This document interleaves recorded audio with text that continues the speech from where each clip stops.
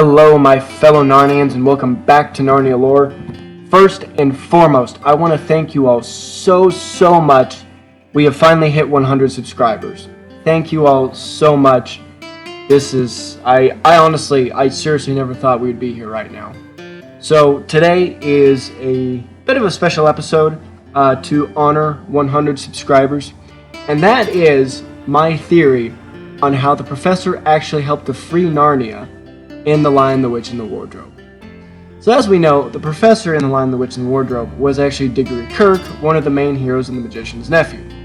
He and his friend Polly were the ones that discovered Narnia, retrieved the apple, etc., etc. We know the story.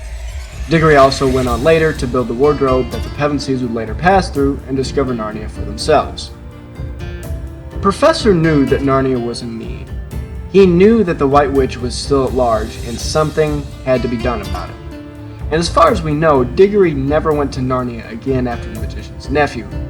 However, once he heard that Lucy had discovered Narnia, he proceeded to convince, or attempt to convince anyway, the other children that the possibility of other worlds was extremely likely. And then, that very same day, the Pevensies were chased into the wardrobe.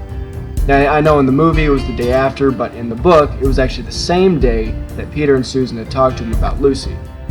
Now, from what the book suggests, I personally think that Lucy actually told the professor what had happened about finding Narnia and Mr. Tumnus and all that. I think that she went on to explain that the country was under the rule of the White Witch, and this is when the professor took action. Now, if you remember in the book, the Pevensies were chased into the wardrobe by a tour that Mrs. Macready was leading. Well, I think that it's safe to say that the professor purposefully scheduled that tour in order to force them into the wardrobe. That way, they could meet Aslan, and they would be able to free Narnia. And that is why, when the Pevensies told them about their adventures, the professor believed the whole story, because he was the one that chased them there in the first place. Now, I know that Lion, the Witch, and the Wardrobe was written before The Magician's Nephew, physically when C.S. Lewis actually wrote it, and he was harking to the fact that, the idea that the professor had been there before. But now that we have The Magician's Nephew, it's like, well, yeah, that's, he's Diggory, he's been there before.